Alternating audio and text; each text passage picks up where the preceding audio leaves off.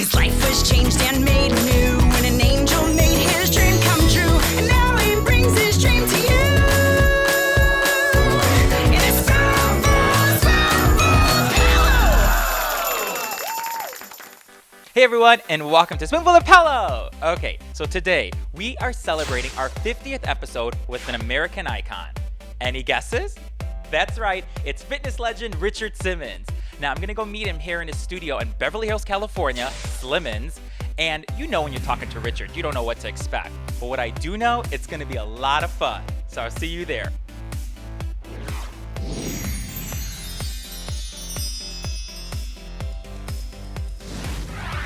Richard Simmons, hi.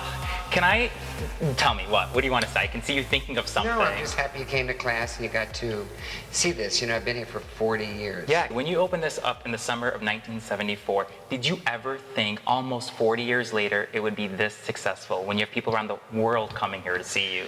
Well, I knew that back then you didn't get certified to be an aerobic instructor. But I had lost weight all the wrong ways and I had never exercised. But I knew that if you lifted your legs and you moved your hands far away from your body and you didn't do any jumping, that people would sweat. And they just started coming. And this one told a friend. And you know, with 40 years now, I have people that have come to me for decades and their kids and their grandkids. Gosh. So now you're seeing all the generations do it. And our world is troubled now with obesity, our teens, our children, our young adults, our seniors, you know, not willing to give up the food and not wanting to work out. And, you know, last year over 250,000 Americans died of obesity-related diseases. Diabetes, high blood pressure, strokes, heart attacks. Gosh, Richard, that's... we're going to go back to that, but you know, I just want to say that we're celebrating our 50th, this is our 50th episode on A Spoonful of Paulo. And for you, I know you went back on General Hospital a few months ago to help celebrate their 50th anniversary, Yes. okay? How was it? Because your scene with Lynn Herron, who plays Lucy Coe, I was like dying. You were in the closet, you were throwing stuff at her like, Richard! Well, you know, I was on the show in 1979 for 3 years. Yeah, a couple years, yeah. But I was nice. Yeah. So when they When we gave me saw you for the nurses. script, it was like, God, they've made me so mean. And they said, well, you know, this is going to really work, and the fans are really going to like it, and they did. You know, I got hundreds of thousands of tweets, and Wow. it was just sort of an amazing experience. Wow, that's so great. You know, let's talk about your brand, like your books, your DVDs, your latest one, Project Hope. You know, you're huge, Richard. So many people look up to you, okay? How does it feel to have all these people write to you to tell you that they need your help? Like, you're like the king, you know? Like, Well, I don't look at myself like that because, you know, accolades make you fade. So my work, even though I'm a court jester and a clown, my work is very serious because I have to email and call people who are 200 pounds, 400 pounds, 600 pounds. You know, it is a lot of responsibility, and I call them and I sing to them and I give them hope, and with hope you can cope. wow. You know, Richard, I know that Men's Health magazine, okay, just the other day, they named you one out of the 25 fittest men of all time, okay? How does that feel? Well, it was, you know, my life is so overwhelming. You know, I'm going to celebrate my 65th birthday Yeah, soon. wow. Oh my God. So, you know, when you see these athletes and I just never thought of myself as that. You know, when you're overweight and obese, you those things don't leave you. You know, they're in the back. They're on the back burner, but they don't leave you. And it's just, you know, people are just so wonderful to me. It's sometimes my heart skips a beat. Wow. I mean, they wrote that, they said that your clients and fans, they pretty much have lost over 3 million pounds. Think about that for a second, Richard Simmons. You've helped people lose over 3 million pounds. And being here today, I could see that. I could see why people come to you. You're fun. It's a mix of anyone. It could be fat, skinny. Anyone can come here, and it just we feel like it's all like we're all the same. We're all family.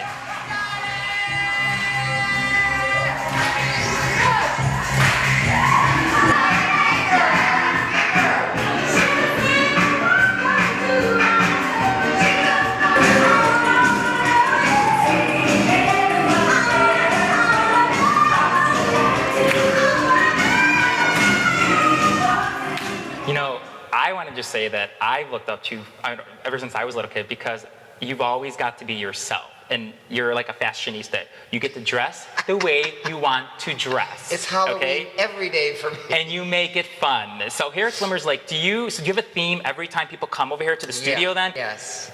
I have a theme every time I teach. Oh my God. Because, people come in here feeling low. Yeah. And they see that we're just going to have fun. Yeah. You're going to do a lot of leg lifts Yes.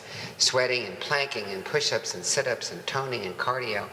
But we all just do the best we can, Yeah. If you noticed here, no one judges anybody. Yeah. Everyone accepts everybody. Friendships have been formed in this class. Yeah, yeah. When did you know that you could sing, Richard? Because you sang throughout the whole class today. Like, when did you know that you have a lovely voice? Like, when you were a little kid? Well, my mother was a gymnast and a fan dancer. And my father was a singer and dancer on Broadway. But they didn't make it. Mm-hmm. And that bothered them. And I told them that I was going to make it. And they said, "You're right." So when I won my first Emmy, it came in the kitchen and I put it on the table. "This is for you." So my parents were very important to me, and my brother Lenny in New Orleans, he's very important to me. I remember we read your book just the other day. I could see how close you were with your parents, with Yeah. your father. You were trying to Dad, look at me. I just got this. Dad, I just got an Emmy. I remember you wrote that you called him. I mean, that's, wow. Yeah. Wow. Oh my gosh. Okay, mister. I know you get a lot of emails from people every day, and I know that you respond to all of them. Yeah. But you tell me. Just leave it. Yeah. Leave it. Okay. So you tell me. Just knocked over all my merchandise. No, but we're gonna. Excuse me. No, seriously, it's like he's had a lot of people on the show, and I wonder if I'm like excuse me. What if the first person that he knocked over everything, weights and my infomercial and my products and everything. Excuse me. Just knocked them off like we were in a bowling alley, and there was like a contest or something. Go ahead. I just made a mistake. It's our crew. I didn't put this up there. Let me just tell you this. It was our crew. But no, I want to know, because I know you get a lot of email. I know you respond to everyone, Richard. But you tell me, when someone writes to you and they say, "Richard, I need your help. I'm overweight." What do you write back to them when you're emailing them? Because that's got to be hard for you to. Well, each person's sort of different, 'cause people tell me their life story. I was an overweight kid, my father beat me up, it was abuse, and so you have to look at each one as if it's a biography. And then you have to give the best information that you can, because here's what I've always said. Yeah. Love yourself, that's number one. Move your body and watch your portions. I never went on low fat, low carb, high protein. I never, a lot of the exercise experiences right now are very unsafe. Faster, stronger, harder. I've never preached any of that, and that's why I think I'm still around. I've never lied to anybody, and it's not easy. It's not easy to say no to food. It certainly is not easy to get up every morning when you have to be at work at 6 and you get up at 5 to do your workout. None of this is easy. Easy is eating and watching TV. Yeah, I read that. I thought that this was your workout, but you get up at 4:30 in the morning to start your workout. Yeah. You do that every day? This is not my workout. I thought this was your workout because you're dancing with us. I'm like, this has to, but you get up every day early to start your day to work out. That's crazy, but good. I get up every morning and say, "Thank you, God, for this beautiful day, and I'll be kind to people in every way. Wow. Thank you for giving me another day." And then I get my workout in, have my breakfast, and then I start my email and my phone calls. You look great, Richard. Very toned. Oh, well, it's Your hard. chest, your arms, your legs, very toned. It's at a challenge. I look at people my age, and a lot of them have given up, and I say, wait a minute. I've had a tough life. I've had some hard knocks. I've had some disappointments, but I'm still here, and I'm still ticking, and I'm still moving, and so can you. Let me end with this. What would you say to that 10-year-old little Richard growing up in New Orleans? You look at him. What advice would you give to him when you look back? What would you say to him? We all go through phases in our life, and this was a phase. I have to tell you, I didn't have a really, really hard childhood. I had an entertaining childhood. And being from New Orleans, the food is so great. Yeah, I've been there. I ate in closets.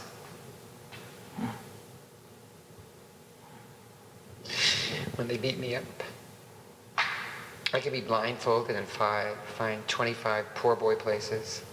I knew the chefs at all the restaurants. They'd go, Dickie, come in here and taste this fried chicken.